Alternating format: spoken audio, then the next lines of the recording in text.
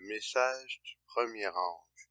C'est tiré d'Apocalypse, chapitre 14.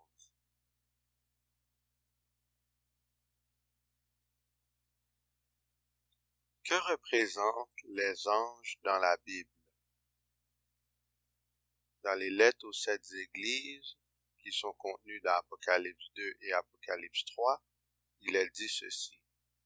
Écrit à l'ange de l'église d'Éphèse, écrit à l'ange de l'église de Smyrne, écrit à l'ange de l'église de Pergame, écrit à l'ange de l'église de Thyatire, écrit à l'ange de l'église de Sardes, écrit à l'ange de l'église de Philadelphie, écrit à l'ange de l'église de Laodicée. En réalité, l'apôtre Jean n'a pas écrit les lettres destinées aux églises à des anges littéraux, mais à des êtres humains qui devaient les transmettre aux églises. Marc 1, versets 2 à 4. Selon ce qui est écrit dans Ésaïe le prophète. Voici, j'envoie devant toi mon messager, qui préparera ton chemin. C'est la voix de celui qui crie dans le désert. Préparez le chemin du Seigneur, aplanissez ses sentiers. Jean parut, baptisant dans le désert, et prêchant le baptême de repentance, pour la rémission des péchés. Le mot ange provient du grec agélos, qui signifie messager, envoyé. Le même mot grec est employé pour décrire Jean-Baptiste, un être humain.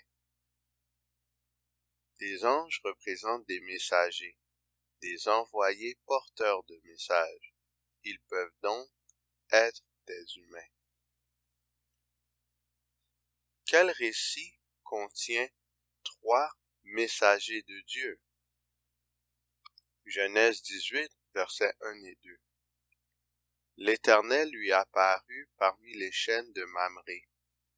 Comme il était assis à l'entrée de sa tente, pendant la chaleur du jour, il leva les yeux et regarda. Et voici, 3 hommes étaient debout près de lui. Quand il les vit, il courut au-devant d'eux, depuis l'entrée de sa tente, et se prosterna en terre. Avant la destruction de Sodome et Gomorrhe, il y avait aussi 3 messagers qui avaient un message divin à apporter. On peut faire un parallèle entre ce récit et le message des 3 anges. Genèse 18, versets 20 à 22. Et l'Éternel dit, le cri contre Sodome et Gomorrhe s'est accru, et leur péché est énorme. C'est pourquoi je vais descendre, et je verrai s'ils ont agi entièrement selon le bruit venu jusqu'à moi. Et si cela n'est pas, je le saurai. Les hommes s'éloignèrent et allèrent vers Sodome. Mais Abraham se tint encore en présence de l'Éternel. Avant de détruire Sodome et Gomorrhe, Dieu fait une investigation de ces villes, afin de porter un jugement contre elles. Les messagers divins donnaient ainsi l'avertissement final avant la destruction complète de Sodome et Gomorrhe. De même, les péchés de notre planète sont énormes. Dieu est en train d'investiguer la vie de tous les humains qui ont déjà habité sur la Terre et qui habitent en ce moment même sur notre planète. Cette investigation a pour but de pouvoir exercer un jugement irrévocable sur chaque personne.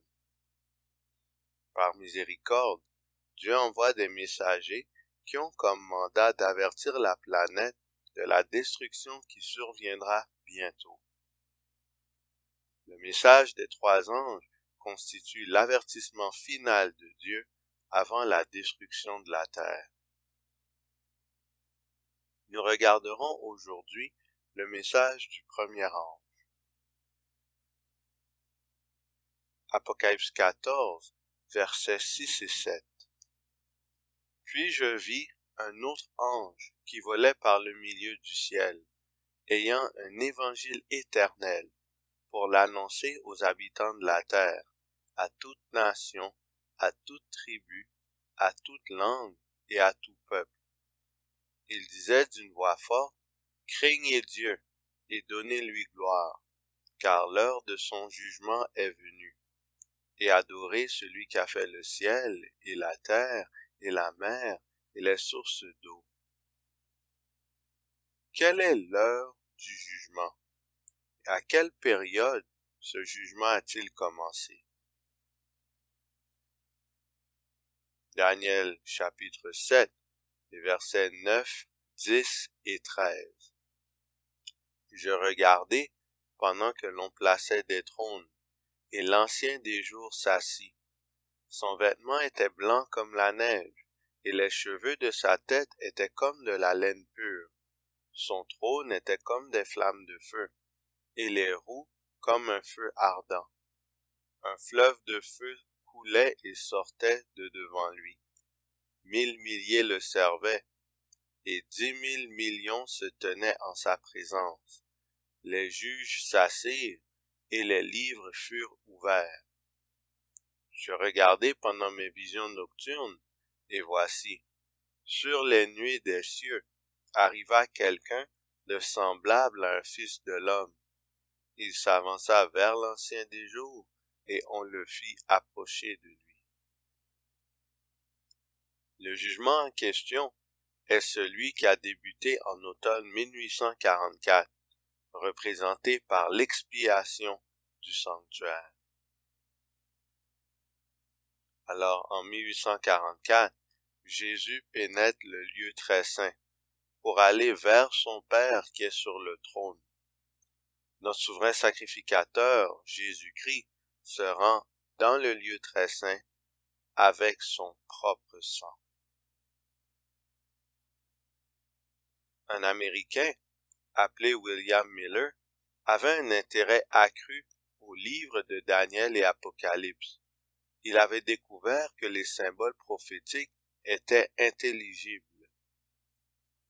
Il finit par avoir, par une étude approfondie de la parole, une connaissance profonde de la prophétie des 2300 soirs et matins. En 1831, Miller commença à proclamer ce message dans plusieurs localités des États-Unis. En 1833, Miller reçut une licence de prédicateur dans l'Église baptiste. Il poursuivit ses travaux avec leur autorisation explicite. Ces exposés créèrent un grand réveil, spécialement dans le territoire de la Nouvelle-Angleterre et des États du centre. Cela étant dit, ce message ne se limitait pas aux États-Unis.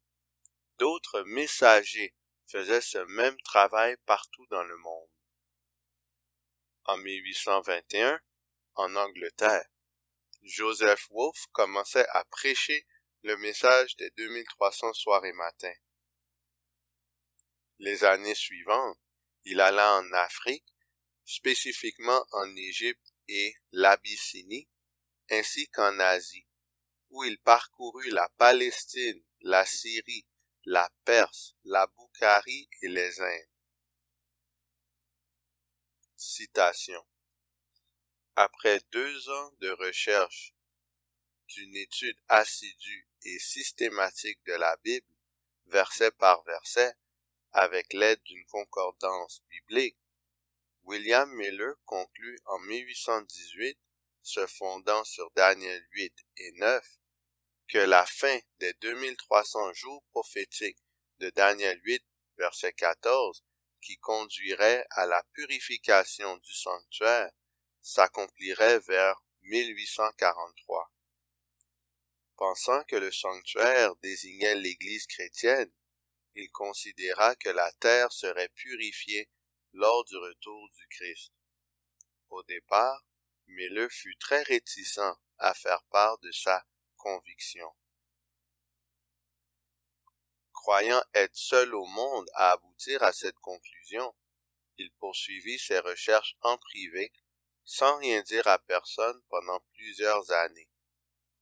En août 1831, une invitation inopinée à présenter un exposé sur le retour du Christ le força pour la première fois à divulguer le sujet en public. À partir de 1838, des pasteurs protestants acceptèrent le message de William Miller sur le retour du Christ. Le mouvement millérite fut interconfessionnel. William Miller n'envisagea jamais de se séparer de sa congrégation baptiste ni de former une église distincte. Autre citation. Joshua Himes, un pasteur de l'Église chrétienne, fut le grand organisateur du mouvement millérite. Sous son impulsion, le message se répandit dans les villes et les journaux. Il créa la première revue adventiste, Signs of the Times, un bimensuel, en février 1840, qui, en avril 1842, devint un hebdomadaire. Autre citation. Joseph Wolfe. Ce nom m'a intrigué depuis l'enfance. Cet homme parlait tant de langues, survécut à tant d'aventures, et prêcha la seconde venue du Christ à tant d'endroits en Afrique et au Moyen-Orient, tandis que William Miller prêchait le même message aux États-Unis. Joseph Wolfe entreprit 3 grands voyages missionnaires, puis se rendit à Bukhara, à la recherche de 2 soldats anglais. En cours de route, il visita la Grèce, Malte, la Crimée, la Palestine, la Turquie, l'Égypte, l'Asie centrale, l'Abyssinie, le Yémen, l'Inde.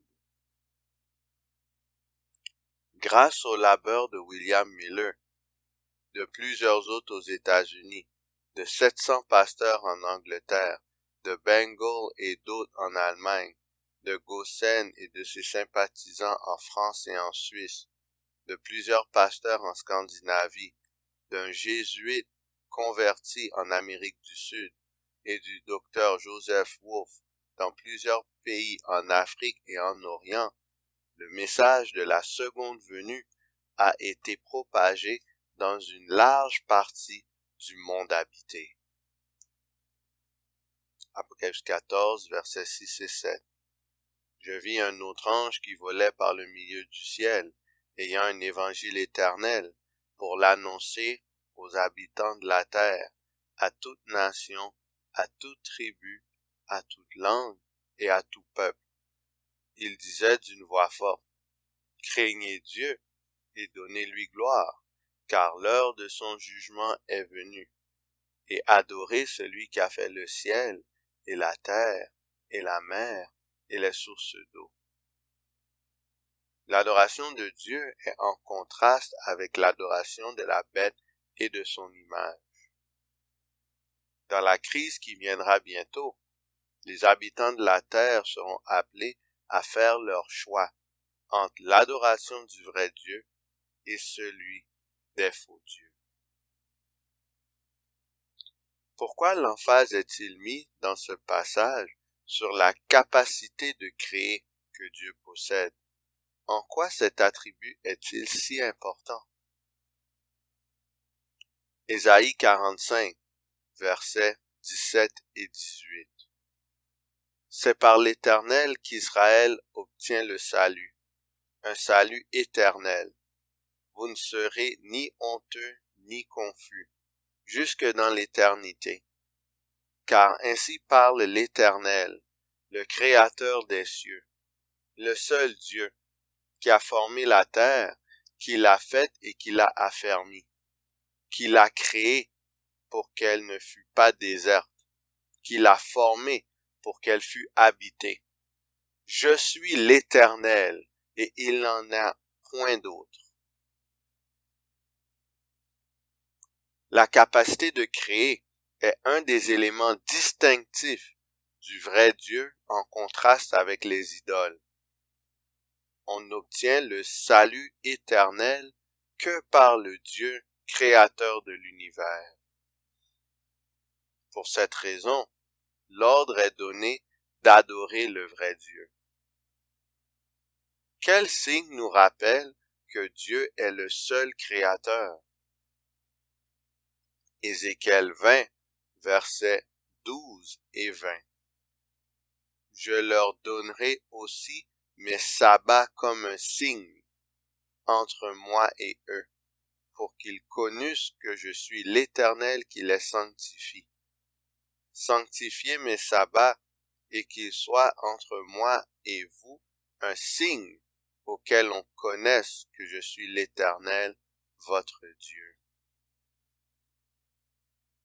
Le sabbat est le signe qui permet de connaître qui est l'Éternel, notre Dieu. De ce fait, il permet de distinguer le vrai Dieu des idoles.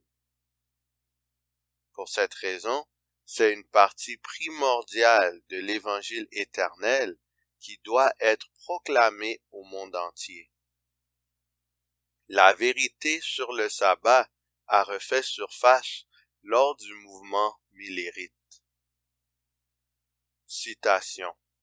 Durant le réveil millérite, les baptistes du 7e jour agitèrent la question du jour biblique de repos et d'adoration. En 1844, la baptiste du 7e jour, Rachel Oakes, gagna à cette doctrine Frederick Wheeler et peut-être Thomas Preble, deux prédicateurs millérites. Après le désappointement, Preble écrivit un article dans les colonnes du Hope of Israel du 28 février 1845 sur le sabbat, samedi, le 7e jour de la semaine, observé par les Juifs et les chrétiens du christianisme primitif. Exode chapitre 20, les versets 8 à 11. Souviens-toi du jour du repos pour le sanctifier. Tu travailleras 6 jours et tu feras tout ton ouvrage. Mais le 7e jour est le jour du repos de l'Éternel ton Dieu. Tu ne feras aucun ouvrage, ni toi, ni ton fils, ni ta fille, ni ton serviteur, ni ta servante, ni ton bétail, ni l'étranger qui est en tes portes. Car en 6 jours l'Éternel a fait les cieux, la terre et la mer, et tout ce qui est contenu, et il s'est reposé le 7e jour. C'est pourquoi l'Éternel a béni le jour du repos et l'a sanctifié. Parmi les commandements de Dieu, c'est uniquement celui relié au sabbat qui identifie Dieu comme étant le créateur de l'univers. Tous sont tenus d'observer le sabbat de l'Éternel. Ésaïe 66, les versets 22 et 23.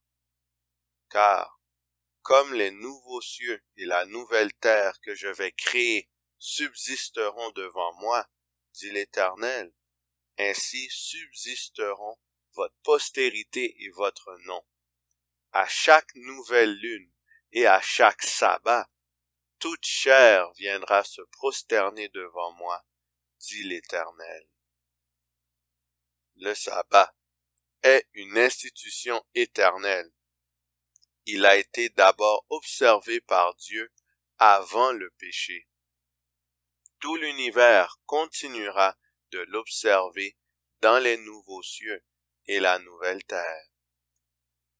Ainsi, le dernier avertissement donné à l'humanité contient le rappel d'observer le jour que Dieu a prescrit, car l'heure de son jugement est venue. Qui allons-nous choisir?